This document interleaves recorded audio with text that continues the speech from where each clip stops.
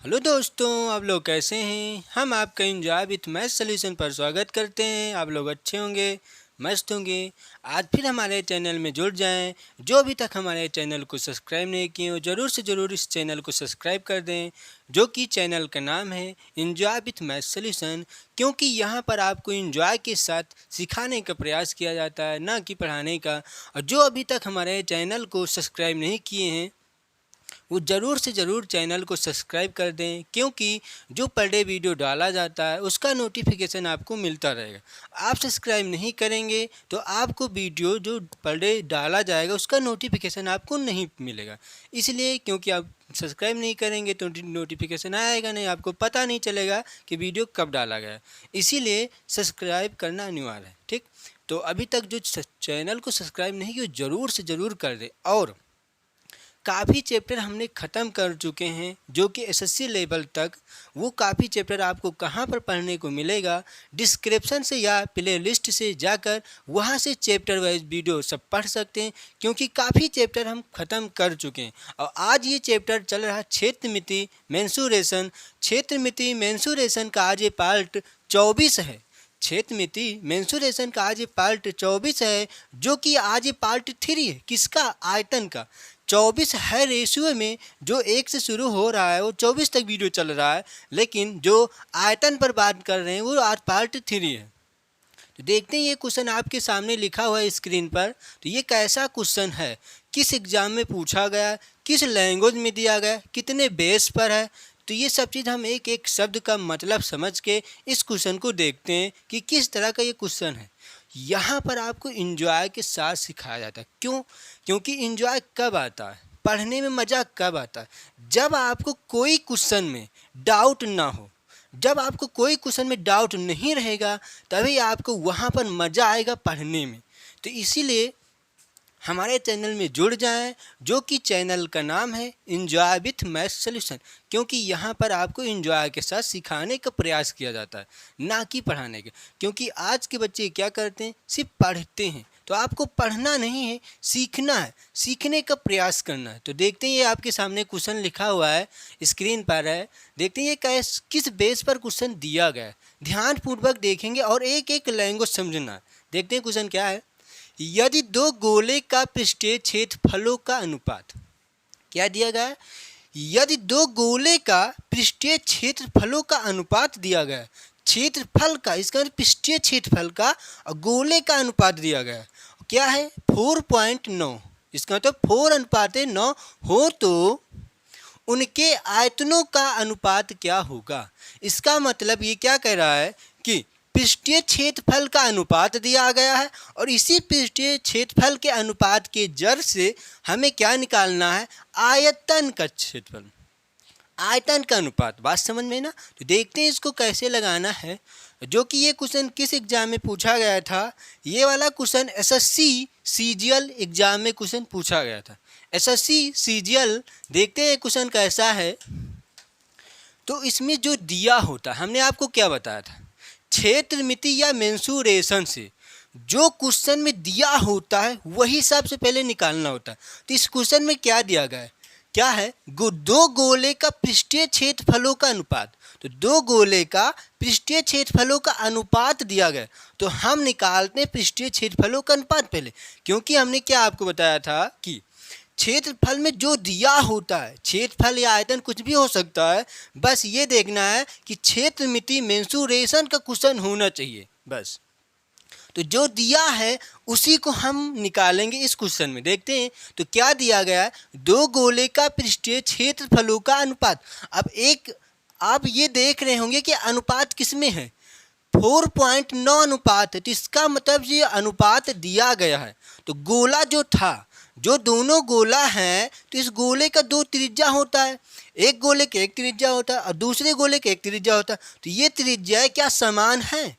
समान क्यों नहीं रहेगा? क्योंकि जब त्रिज्या समान रहेगा तो हो सकता है अनुपात आपका समान होना चाहिए था, इसीलिए त्रिज्या आपका इसका समान नहीं रहेगा। तो देखते हैं इस क्वेश्चन को लगाते हैं। अब हम क्या दिया गया है, पृष्ठीय क्षेत्रफलों का अनुपात। तो लिखते हैं यहाँ पर हम क्या, दो गोले का क्षेत्रफल, दो गोले का क्षेत्रफल।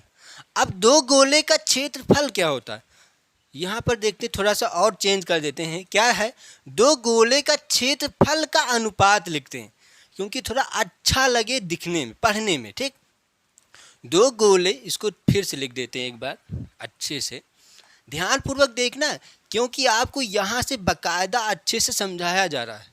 लिखते हैं दो गोले का क्षेत्रफल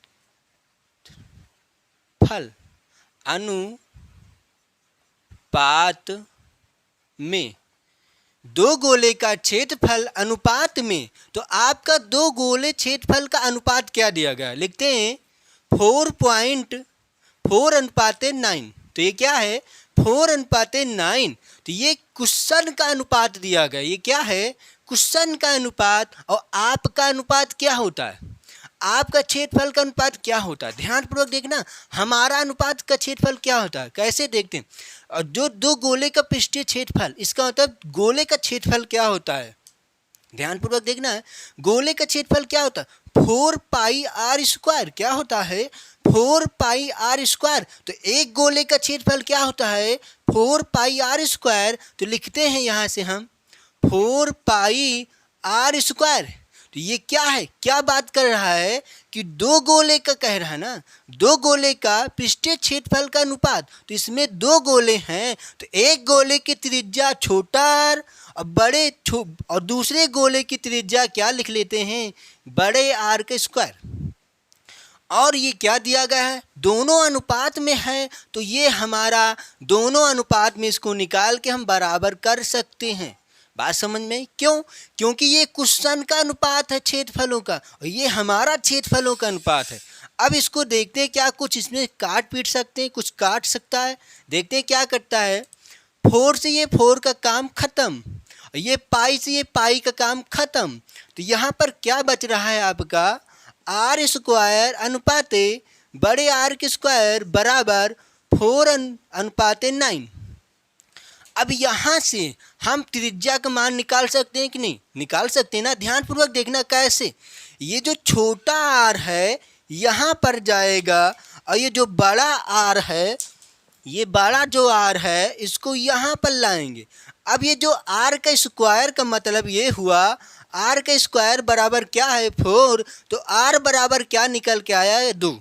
तो वही हम यहाँ पर 2 लिख सकते हैं। तो r बराबर r अनुपाते बड़ा r, छोटा r अनुपाते बड़ा r बराबर, जब यहाँ से हमने स्क्वायर हटाया तो ये स्क्वायर इधर रूट बनेगा, और जब रूट हटाते हैं तो वर्गमूल निकाला जाता है, और 4 का वर्गमूल ही 2 होता है, और अनुपाते 9 का वर्गमूल ही क्या होता है, 3। तो यहाँ से आपको क्या मिला कि छोटे गोले की त्रिज्या क्या है, 2, और बड़े गोले की त्रिज्या क्या है, 3।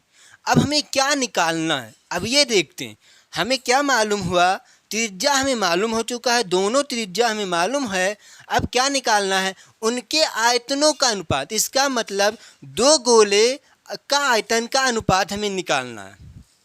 तो यहाँ पर देखते हैं, हम इसको अब लगाते हैं, ध्यानपूर्वक देखना है क्या लिखना है, उनके आयतनों का अनुपात। किनके ध्यानपूर्वक देखना क्या कह रहा है, उनके आयतनों का अनुपात क्या होगा। तो किसके, गोले का, जो कि दोनों गोले का त्रिज्या।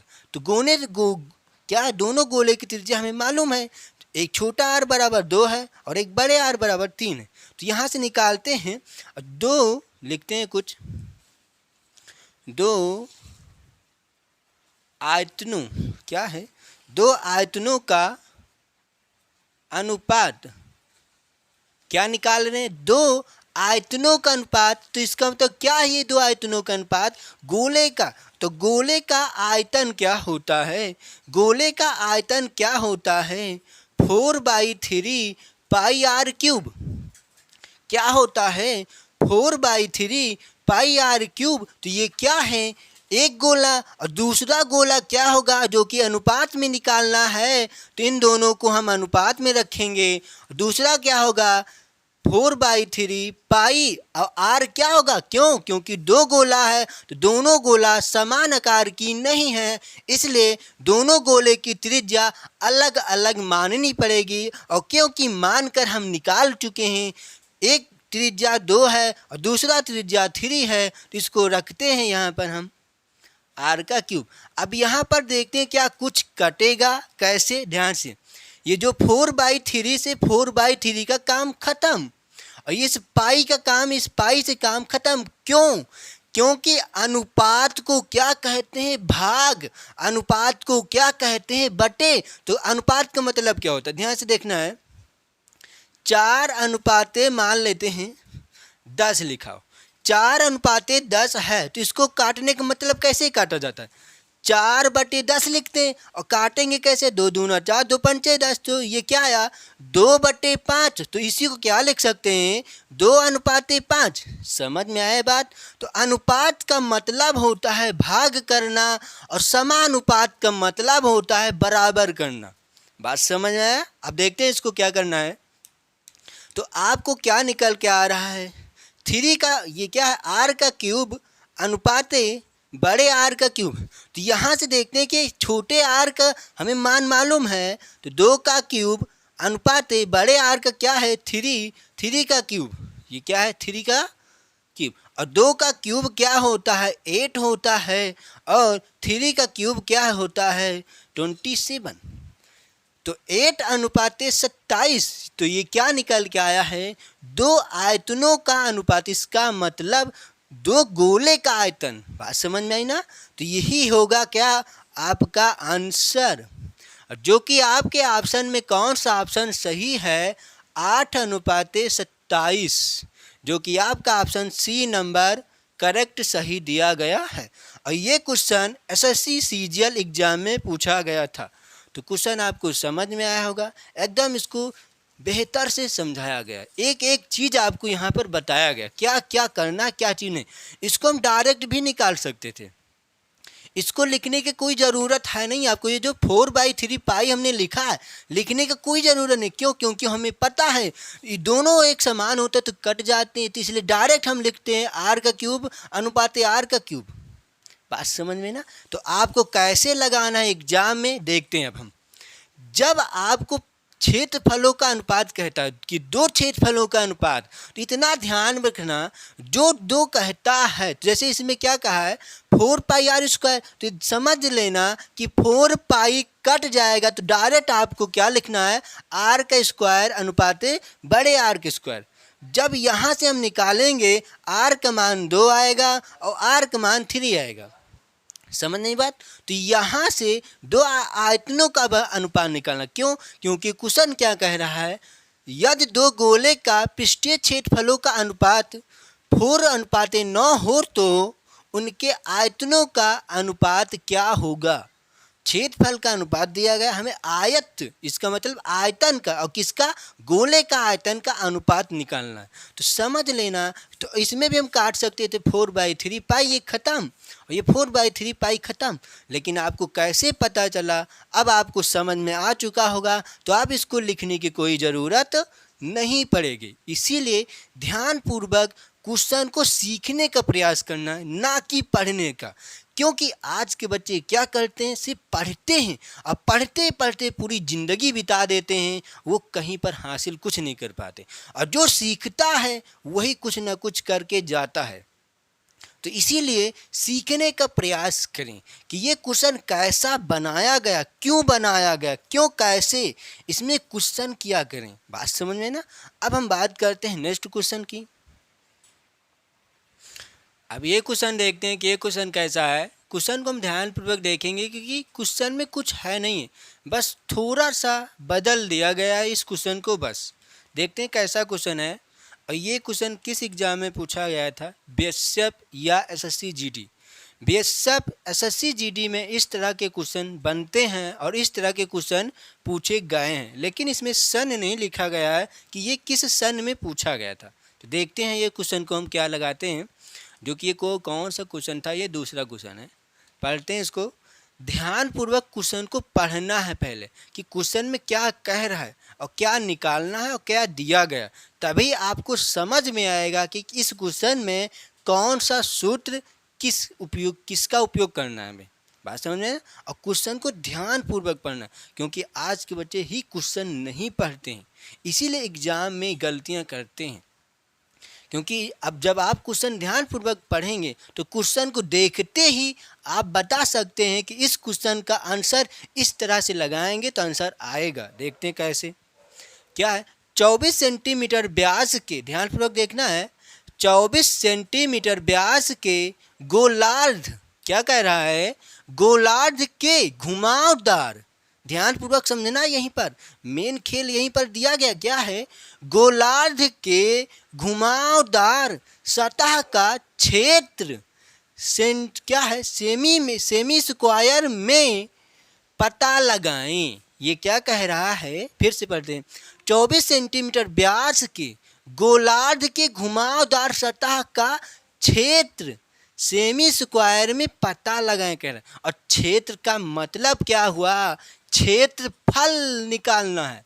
बात समझ में ना। देखते हैं, और ये क्या कह रहा है, गोलार्ध के घुमावदार सतह का, तो इसका मतलब समझ रहे हैं ना, गोलार्ध, पहले ये समझो कि गोल और आर्ध कह रहा ना, गोल आर्ध का मतलब गोला का आधा, गोला का आधा, इसका मतलब क्या हुआ, अर्धगोला। तो देखते हैं ये क्या कह रहा है, इसका मतलब समझाते हैं हम आपको। यहाँ पर फिगर के माध्यम से क्या कह रहा है कि गोलार्ध, तो गोलार्ध के घुमावदार, जैसे मान लेते हैं गोलार्ध के घुमावदार, ध्यानपूर्वक इस मार्कर को देखना है आपको। जैसे ये मार्कर है ना, क्या कह रहा है, गोलार्ध क्या है, इसमें देखते हैं गोलार्ध के घुमावदार सतह। तो देखते हैं ये गोल गोल घूम रहा, ये घूम रहा है नहीं, ये घूम रहा है ना। जब ये गोल गोल घूमेगा और क्या करा, गोलार्ध का मतलब आधा भाग, जैसे एक गोला होता है, जब गोला को बीच से काट देते हैं तो आधा बन जाता है। तो यही कह रहा है कि गोलार्ध के घुमावदार, तो जो गोला है, जब उसको काटा गया तो एक गोल में घूमा होगा ना, गोल गोल में घूमा होगा, तभी तो उसको गोलार्ध कहा जाता है ना। कि आप सीधा सीधा खींच देंगे वो तो एक रेखा बन जाएगी ना, क्यों, क्योंकि वो रेखा हो जाएगा, और जब गोल गोल घूम जाएगा तो उसको हम गोलार्ध कर सकते हैं। बात समझ में ना। तो किसका निकालना, ऐसे, ये क्या है आपका एक अर्धगोला, और इसी को वो लिख दिया गया है गोलार्ध। क्वेश्चन का शब्द का मतलब समझे क्या कर रहा है, गोलार्ध के घुमावदार। तो यहाँ से ये घूम रहा है, ये ऐसे जब घूम जाएगा ऐसे ऐसे, तो इसी का हमें क्या निकालना है, क्षेत्र। और क्षेत्र का मतलब क्षेत्रफल निकालना। ठीक, देखते हैं। और क्या दिया गया है इस क्वेश्चन में, 24 सेंटीमीटर व्यास दिया गया है। तो क्या हम 24 सेंटीमीटर व्यास से त्रिज्या निकाल सकते हैं? क्यों?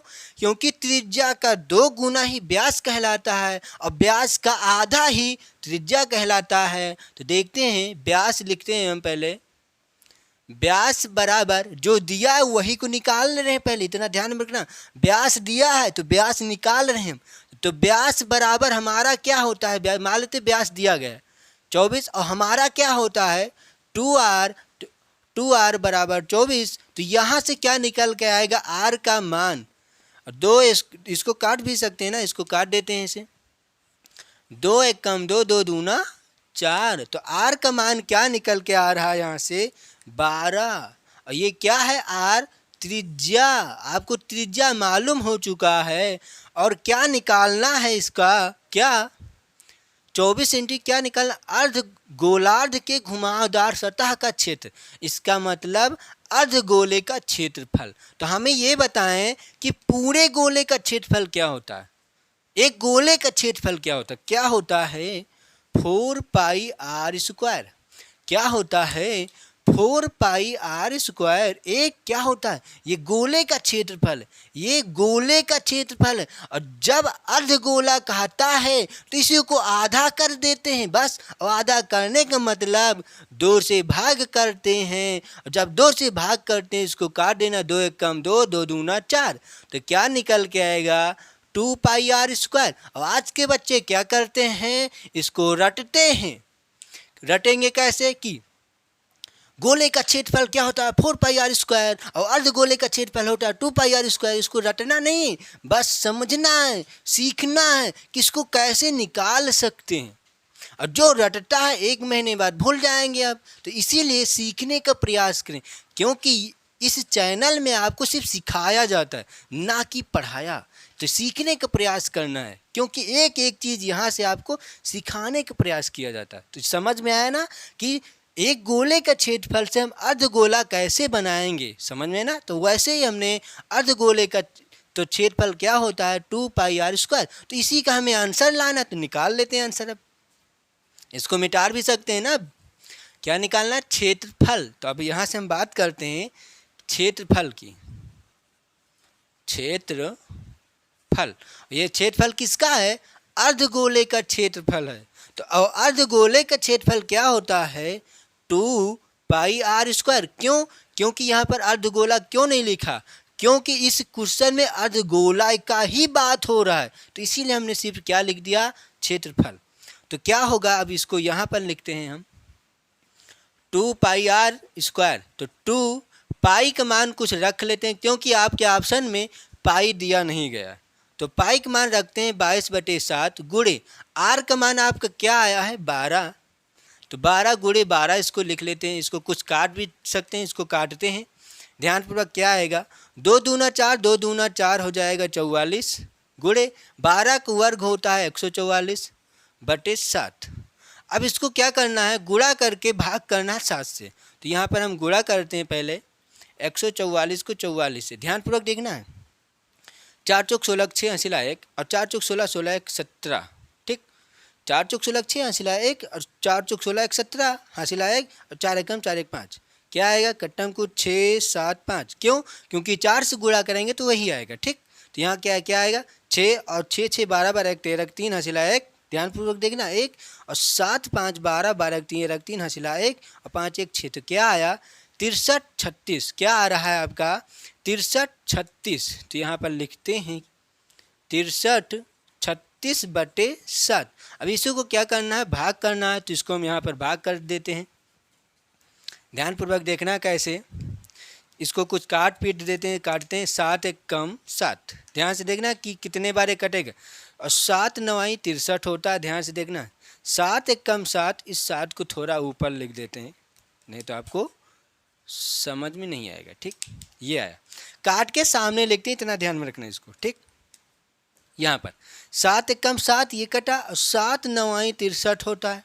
अब ये 3 बच रहा। क्या 7 से 3 कटेगा? नहीं, तो 0 बार जाएगा। लेकिन तो 0 बढ़ाते हैं यहाँ पर, तो डबल संख्या आगे लेते हैं। अब 7 का पहाड़ा पढ़ते हैं कि 36 से ज़्यादा ना हो। तो कितनी बार जाएगा?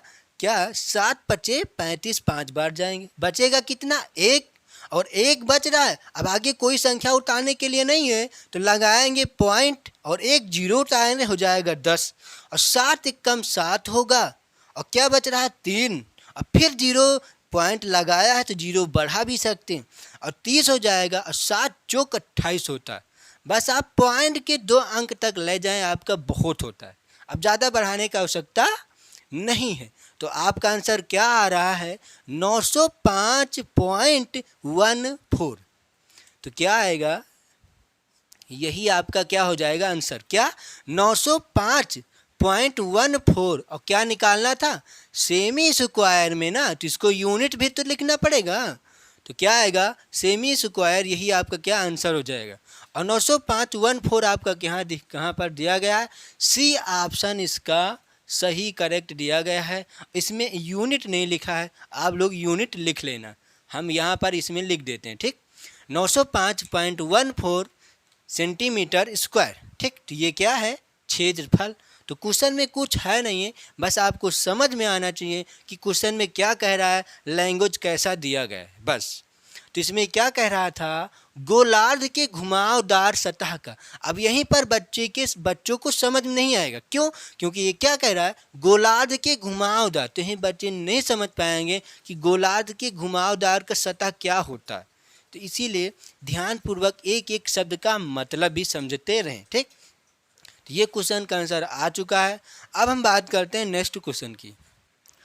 अब ये क्वेश्चन देखते हैं कि ये क्वेश्चन कैसा है। क्वेश्चन को हम ध्यानपूर्वक देखेंगे, किस लैंग्वेज में किस बेस पर ये क्वेश्चन दिया गया है। ध्यान से समझना कि क्वेश्चन में क्या कह रहा है और क्या दिया गया है और क्या निकालना है। तभी आपके समझ में आएगा कि इस क्वेश्चन को कैसे लगाना है हमें। तभी आपको क्वेश्चन देखते ही समझ में आ जाएगा कि इस क्वेश्चन को ऐसे लगा सकते हैं। और जब आप क्वेश्चन को ध्यानपूर्वक पढ़ेंगे नहीं, ध्यानपूर्वक समझेंगे नहीं, तो आपके समझ में नहीं आएगा कि इस क्वेश्चन में कैसे लगाना, क्या करना है। ठीक, तो देखते हैं, इसको लगाते हैं। यदि एक गोले का आयतन, ध्यानपूर्वक देखना है, यदि एक गोले का आयतन 38,808 सेंटीमीटर क्यूब है तो उसका व्यास सेमी में कितना है। ये क्वेश्चन किस एग्जाम में पूछा गया था? ये वाला क्वेश्चन एसएससी सीजीएल 2022 एग्जाम में पूछा गया था। किसमें? एसएससी सीजीएल 2022 में एग्जाम में क्वेश्चन पूछा गया था। देखते हैं क्वेश्चन कैसा है। चाहे सीजीएल हो, चाहे सीएल हो, कुछ चाहे सीपी हो, कुछ कोई एग्जाम में कोई क्वेश्चन टफ नहीं आता। बस टफ क्या होता है? लैंग्वेज, कि वो लैंग्वेज किस शब्द में पूछ रहा है, किस तरह का क्वेश्चन बनाया गया है, कि किस लैंग्वेज में दिया गया है। लैंग्वेज तो एक ही है, वो एक ही आपके लिए है, हिंदी लैंग्वेज। लेकिन हिंदी में क्वेश्चन पूछने का लैंग्वेज हम बता रहे हैं आपको। जो क्वेश्चन पूछता है वो लैंग्वेज किस में दिया होता है। जैसे इसको देखते हैं, यदि एक गोले का आयतन इतना है तो उसका व्यास हमें निकालना है। और जो भी किस में कह रहा है? सेमी में कितना है। तो क्वेश्चन में कुछ है नहीं, इसको निकालते हैं। तो जो दिया होता है वही को पहले निकालते हैं। इसमें तो क्या दिया गया? आयतन। तो आयतन की बात करते हैं। इसमें हम क्या होगा, गोले का आयतन आपका क्या होता है, देखते हैं। गोले का आयतन चाहे जिसका आयतन हो, रटना नहीं है आपको कि गोले का आयतन क्या होता है, वृत्त का आयतन नहीं होता। क्यों? क्योंकि वृत्त दो विमीय आकृतियों से बना होता है, इसलिए वृत्त का आयतन नहीं निकाल सकते। और वृत्त का आयतन 0 होता है, त्रिभुज का आयतन 0 होता है। बात समझ में आ रही है बात? और किसका आयतन 0 होता है और ध्यान नहीं आ रहा है, इसको बाद में देखते हैं। यदि इसको ध्यान से देखते हैं, यदि एक गोले का आयतन 38,808 सेंटीमीटर क्यूब है तो उसका व्यास हमें निकालना है। तो आयतन हम लिखते हैं, इसका आयतन क्या होता है? 4/3 पाई आर क्यूब। ये किसका आयतन है? आयतन हमने लिखा नहीं है यहाँ पर, ध्यानपूर्वक देख लेना कि क्या है ये आयतन। और किसका? गोले का आयतन। और ये हमारा आयतन ये है। और क्वेश्चन का आयतन क्या दिया गया है? 38,808। समझ में आई बात? हमारा आयतन ये है और क्वेश्चन का आयतन ये है। और हमें क्या निकालना है? व्यास। और व्यास निकालने के लिए क्या ज़रूरत पड़ेगी? त्रिज्या की। क्यों? क्योंकि व्यास किसे कहते हैं? त्रिज्या का 2 गुना ही व्यास कहलाता है और व्यास का आधा ही त्रिज्या कहलाता है। तो इसीलिए व्यास को निकालने के लिए त्रिज्या का मान हमें चाहिए। और त्रिज्या का मान कहाँ से निकालेंगे? आयतन से। तो देखते हैं आयतन से हम इसका त्रिज्या का मान निकालते हैं। तो क्या इसमें कुछ कटेगा? देखते हैं क्या कटता है। 4/3 गुणे पाई का मान रख लेते हैं 22/7 गुणे आर का क्यूब बराबर 38,808। समझ में ना? देखते हैं, इसको कुछ काटते पीटते हैं। कैसे? क्या ये 4 से कट जाएगा इसको? क्यों? हमने आपको क्या बताया था, जब बीच में बराबर का निशान होता है, किन्हीं दो भिन्नों के बीच में बराबर है, तो क्या करना होता है? सामने सामने काटी जाती है और जो बचता है संख्या उसको कैंची गुणा करते हैं। क्या करते हैं? कैंची गुणा किया जाता है और सामने सामने काटा जाता है। किसमें?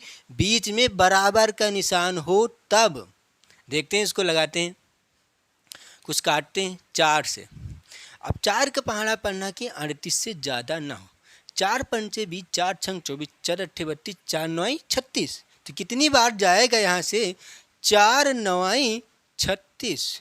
और 36 में क्या 2 जोड़ेंगे तो 38 होता है। और 2 बच के यहाँ पर जाएगा, क्या हो जाएगा? 28। और क्या होता है? 4 पंचे 20, 4 छंग 24, ध्यान से देना, 4 छंग 24 और 4 सत्ते 28। अब ये कट जाएगा और 0 बचा और 4 शून्यम शून्य और 4 दूनी 8। तो इसका काम खत्म और ये 4 का काम खत्म। अब इसको काटते हैं, क्या कुछ कटेगा? हाँ, 2 से काट लेते हैं। क्यों? क्योंकि इकाई के स्थान पर 2 है तो 2 से काट सकते हैं। ठीक, 2 एक कम 2 और 2 एक कम 2, 11 बार ये कटा। अब 2 से इसको काटते हैं आगे, ध्यान से देखना।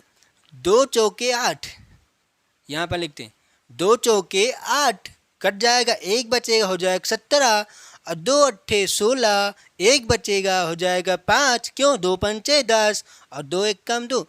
अब ये 2 से नहीं कटेगा। क्यों? क्योंकि इकाई के स्थान पर 1 आया तो 2 से नहीं कटेगा, क्योंकि 1 क्या है? विषम संख्या। तो देखते हैं क्या 11 से कट जाएगा, इसको चेक कर लेते हैं 11 से कटा है कि नहीं। 11 चौक 44 होता है, 4 बचेगा, हो जाएगा क्या? 45 और 11 चौक 44 बचेगा कितना? 11 चौक 44, यहाँ से क्या बच रहा है? ध्यान से फिर से देखते हैं, 44 और 1 बच जाए 11, 11 हाँ 11 से इसको काट सकते हैं। और ये क्या था आपका? 11 है, इतना ध्यान में रखना। तो 11 एक कम 11 और 11 चौक 44 होता है, 4 बचेगा, 45 होगा, फिर 11 चौक 44 और 11 एक बच रहा, तो ये हो जाएगा क्या? 11 और 11 एक कम 11।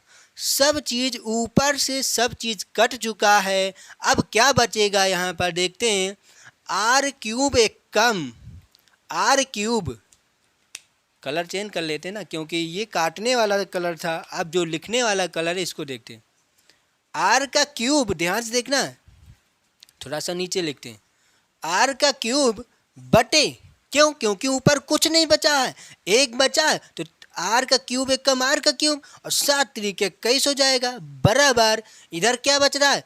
441। अब हमें क्या निकालना है? आर का मान। तो यहाँ पर आर का क्यूब है, आर का क्यूब बराबर, तो ये 21 बटे में है, बराबर के इस पार जाता है तो गुणा में जाता है। ध्यान से देखते हैं, 441 गुणे क्या है? 21। अब आर का क्यूब है तो हमें क्या निकालना पड़ेगा? घन मूल। देखते हैं, आर बराबर क्या आएगा? इधर जाएगा, ये क्यूब बनाएगा, इधर क्या? घन मूल। और ये 441 किसका वर्गमूल होता है? 441 का वर्गमूल क्या होता है? 21 होता है। तो 441 को क्या लिख सकते हैं? 21 गुणे 21, 21 गुणे 21 और साथ में एक 21 और दिया गया है तो 21 लिख सकते। इसको लिखने का कोई ज़रूरत नहीं था, लेकिन आपको बेहतर से बेहतर समझाने के लिए लिखना पड़ रहा है। डायरेक्ट कर सकते थे इसका। ठीक, देखते हैं अब घन मूल का नियम क्या होता है। घन मूल में 3 3 का जोड़ा बनता है और जिसका जोड़ा बनेगा वो रूम के बाहर और जिसका जोड़ा नहीं बनेगा वो रूम के अंदर रह जाएंगे। इसका मतलब रूट के अंदर रह जाएंगे। तो इसको क्या लिख सकते हैं, आगे देखते हैं यहाँ से। हाँ, तो इसको क्या बनाते हैं, पहले जोड़ क्यूब का हम 3 का जोड़ा बनाते हैं, बन गया। अब आर का मान यहाँ से क्या निकल के आएगा? 21। तो ये क्या है आपका? आर का मान 21 और हमें क्या निकालना है? व्यास। अब व्यास पर बात कर लेते हैं। अब व्यास क्या दिया? कुछ व्यास है, कुछ नहीं दिया, तो व्यास निकालते हैं। व्यास बराबर, अब व्यास क्या होता है? 2r बराबर 2 गुणे आर। आर का मान क्या है? 21। लिखते हैं 2 एक कम 2, 2 दूना 4। तो आपका आंसर क्या आया? 42। थोड़ा इसको इधर लिख लेते हैं, 42 सेंटीमीटर। क्यों? क्योंकि ये क्या कह रहा है? सेमी में ज्ञात करना है तो सेंटीमीटर में आएगा ही, आपको पता ही है। तो क्या आया इसका आंसर?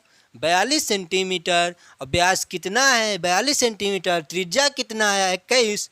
तो यहाँ पर भी हम लिख देते हैं त्रिज्या आर बराबर 21। समझ में है ना? ये क्या है? त्रिज्या और ये क्या है? व्यास। ठीक, तो आपका ऑप्शन कौन सा सही होगा? 42 आंसर सही है, जो कि बी ऑप्शन इसका सही दिया गया है। और ये क्वेश्चन एसएससी सीजीएल 2022 एग्ज़ाम में ये पूछा गया था। क्वेश्चन में कोई दम नहीं है, बस आपको समझ में आना चाहिए कि इस क्वेश्चन में क्या दिया है और क्या निकालना है। ठीक, तो अब हम बात करते हैं नेक्स्ट क्वेश्चन की। अब ये क्वेश्चन देखते हैं कि ये क्वेश्चन कैसा है। क्वेश्चन को हम ध्यानपूर्वक देखेंगे कि क्वेश्चन में क्या दिया गया है। क्वेश्चन में कुछ है नहीं है, ध्यान से इस क्वेश्चन को पहले पढ़ना है आपको कि क्वेश्चन में क्या दिया गया है और क्या निकालना है और किससे निकालना है और किस सूत्र का उपयोग करना है। आपको कब मालूम होगा? जब आप ध्यान से क्वेश्चन को पढ़ेंगे। ठीक, देखते हैं क्वेश्चन को हम ध्यान से पढ़ते हैं। यदि एक गोले का आयतन उतनी ही त्रिज्या वाले, ध्यान से देखना है, क्वेश्चन में कुछ है नहीं, बस समझ में आना चाहिए आपको, ध्यान से देखते हैं। यदि एक गोले का आयतन, क्या कह रहा है? एक गोले का आयतन उतनी ही त्रिज्या, जो गोले का त्रिज्या है वही कह रहा है, जो गोले का त्रिज्या, ये ध्यान से पढ़ना है, उतनी ही त्रिज्या वाले बेलन के, क्या कह रहा है?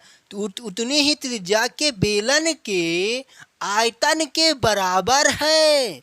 क्या कह रहा है? गोले का आयतन और बेलन का आयतन बराबर रहेगा। कब? जब दोनों की त्रिज्या समान है। इस क्वेश्चन का मतलब हुआ इतना।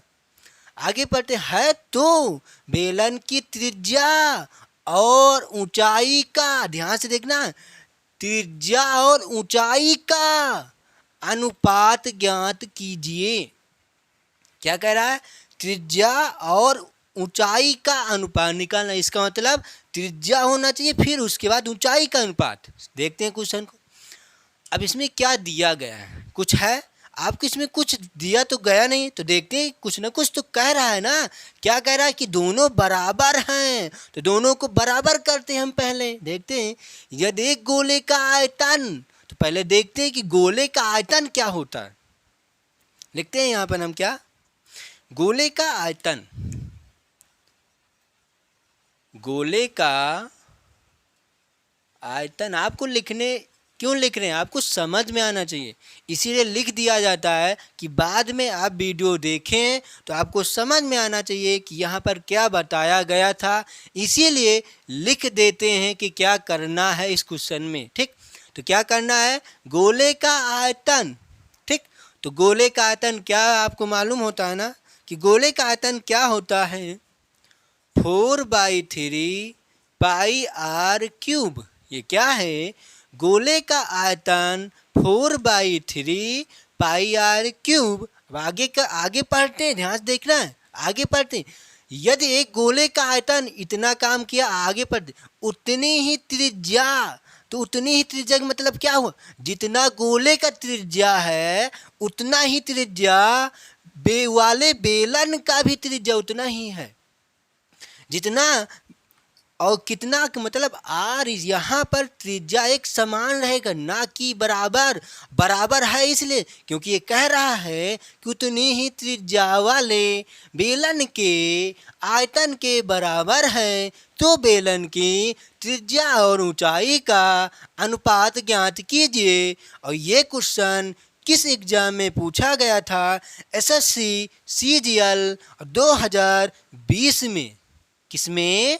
एसएससी सीजीएल 2020 में ये क्वेश्चन एग्जाम में पूछा गया था। तो क्वेश्चन में कोई दम नहीं है, बस आपको ध्यान से देखना है और ध्यानपूर्वक समझना है। देखते हैं क्या दिया गया है इसमें। तो गोले का आयतन हो चुका है। अब ये क्या कह रहा? उतनी ही त्रिज्या वाले बेलन के आयतन के बराबर है। तो यहाँ पर लिखते हैं क्या हम? पहले बेलन का आयतन, बेलन का आयतन। और बेलन का आयतन क्या होता है? क्या होता है? ध्यान से देखना है। बेलन का आयतन क्या होता है? पाई आर स्क्वायर एच। क्यों? क्योंकि बेलन में ऊंचाई होता है, तो इसीलिए ऊंचाई आएगा इसमें। क्यों? क्योंकि बेलन किससे बना होता है? त्रिविमीय आकृतियों से। क्यों? क्योंकि बेलन में लंबाई भी है, चौड़ाई भी है और साथ में ऊंचाई भी होता है, तभी हम आयतन ज्ञात कर सकते हैं। देखते हैं, तो ये क्या आया? अब ध्यान से देखना, ये गोले का आयतन और ये बेलन का आयतन। और अब ध्यान से देखते क्या कह रहा है कि उतनी ही त्रिज्या वाले, उतनी ही त्रिज्या, जितना ये गोले का आयतन जितना त्रिज्या उतना ही त्रिज्या बेलन का रहेगा। तो दोनों सेम है नहीं। इसका मतलब ये हुआ जो त्रिज्या आर है वो कह रहा है, ये नहीं कि स्क्वायर से और क्यूब का मतलब नहीं है। त्रिज्या जो है पावर से नहीं, मतलब जो बेस है उसका मतलब यहाँ पर निकालना में। और दोनों क्या कह रहा है कि बराबर है। तो यहीं से अब हम त्रिज्या मान निकाल सकते हैं। ध्यान से देखना है, क्या इसमें कुछ कटेगा? हाँ, देखते हैं क्या चीज़ कटता है। पाई से पाई का काम खत्म।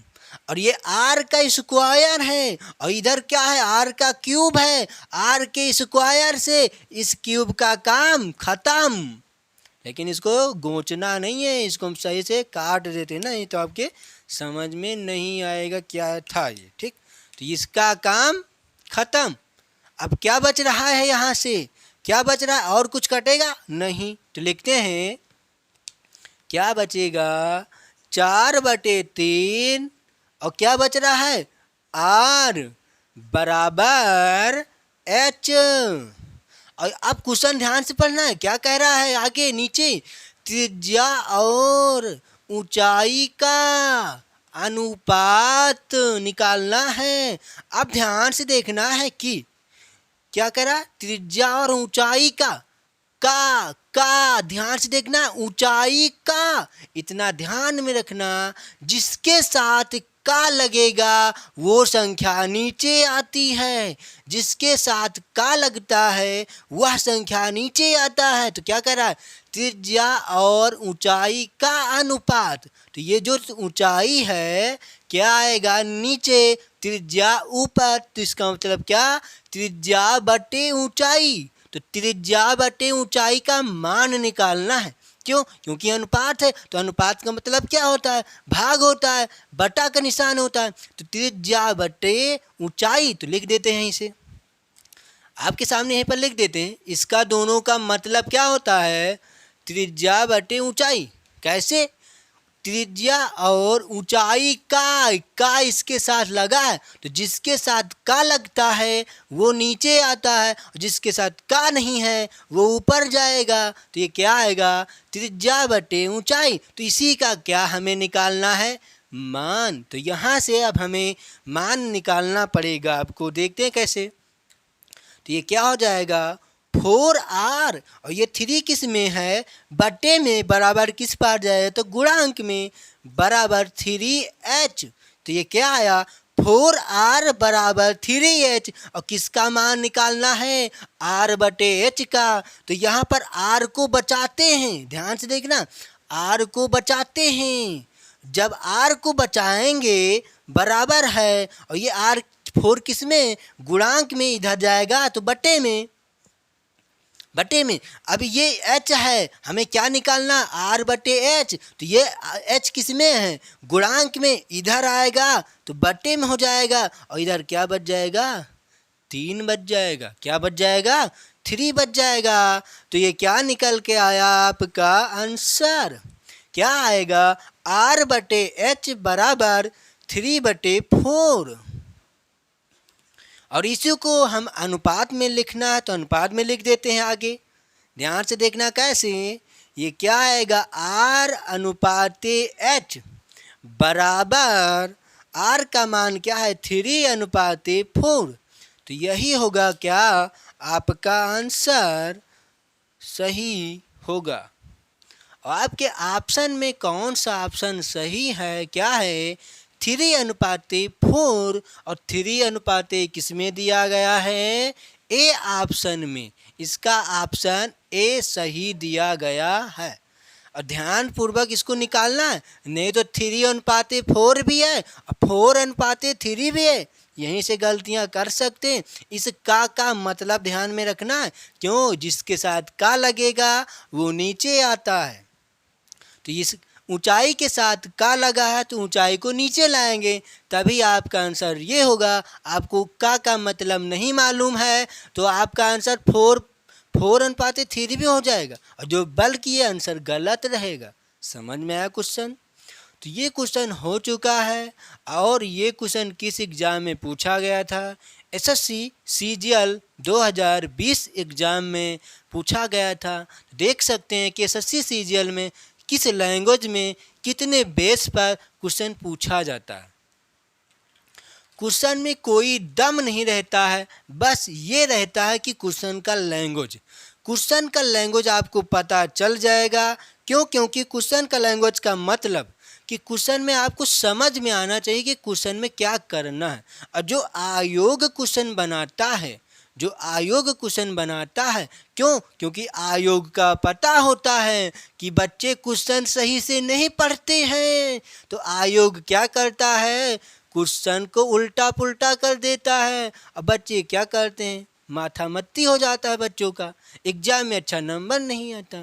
तो इसीलिए क्वेश्चन को पहचानो कि क्वेश्चन को चाहे उल्टा लिखा जाए चाहे क्वेश्चन को सीधा लिखा जाए, आप आंसर निकाल सकें। और आंसर कब निकालेंगे, जब एक एक शब्द का मतलब समझेंगे कि इस क्वेश्चन में जैसे क्या दिया गया है, क्या कह रहा है, उतनी ही त्रिज्या वाले। अब यहीं पर आपको समझ में आएगा कि उतनी ही त्रिज्या वाले का मतलब उतनी ही त्रिज्या क्या है। तो और लोग क्या करेंगे, क्योंकि इधर आर का क्यूब है तो इधर भी आर का क्यूब ही कर देंगे। क्योंकि समझ नहीं पा रहे हैं ना कि वो त्रिज्या कह रहा है, इसका मतलब जो माने हैं आप, तो हमारा त्रिज्या क्या होता है, आर होता है ना।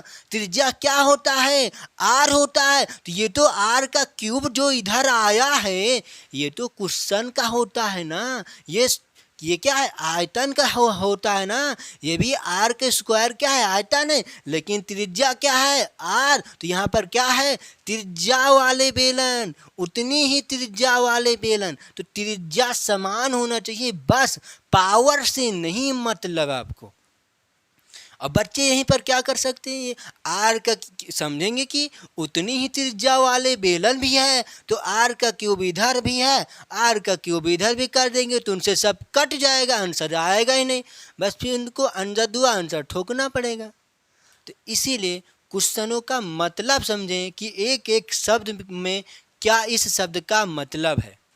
जब आपको क्वेश्चन का मतलब समझ में आएगा और एक एक शब्द का मतलब मालूम हो जाएगा, तो आप चाहे जिस एग्ज़ाम में बैठेंगे अच्छा से अच्छा नंबर ला सकते हैं। बस आपको क्या करना है, सीखने का प्रयास करना है बस। और हमारे चैनल में जुड़ जाएं, हम आपको सिखाते ही रहेंगे। आप इतना सीख जाएंगे कि चाहे जो एग्ज़ाम होगा आप अच्छा से अच्छा नंबर लाएंगे। बस हमारा सपोर्ट करते रहें और जितना वीडियो डालते हैं उतना पर डे पढ़ते रहना।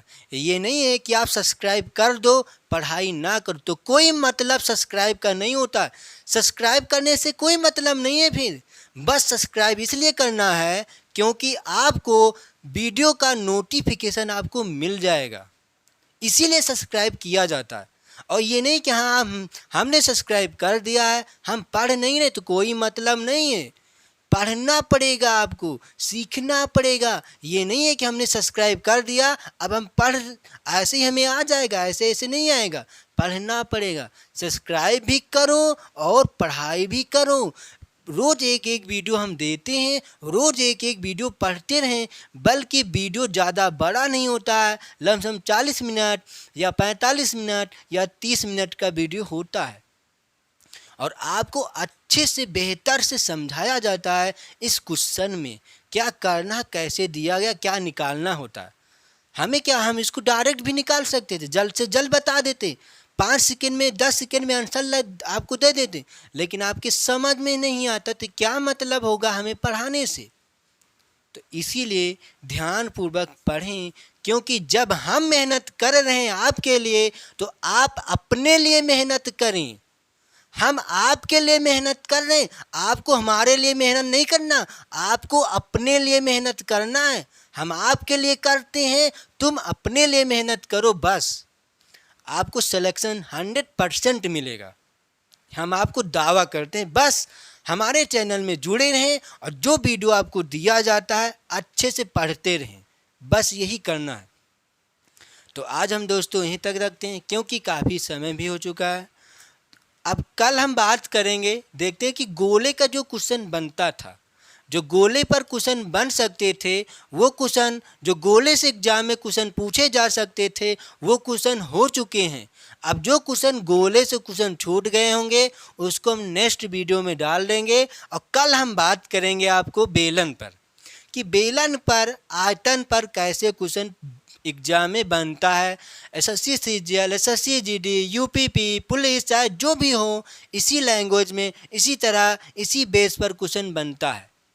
इसलिए ध्यानपूर्वक लैंग्वेज का मतलब समझें और अच्छे से भी पढ़ाई भी करें, क्योंकि क्या करना, सीखना है आपको, पढ़ना नहीं है। और सीखने में एंजॉय कब आएगा, जब आपको एक एक चीज़ पता रहेगा। इस क्वेश्चन में कोई डाउट रहेगा तो आपको पढ़ने में मज़ा नहीं आएगा। ठीक, तो हमारे चैनल को सब्सक्राइब कर देना, लाइक कर देना, शेयर और सब्सक्राइब कर देना। 3-4 दोस्तों के साथ शेयर भी करें, क्योंकि यहाँ पर आपको अच्छे से अच्छा कंटेंट दिया जाता है। ये नहीं है कि हम आपको फ्री क्लास दे रहे हैं तो अच्छे से अच्छा कंटेंट नहीं देंगे।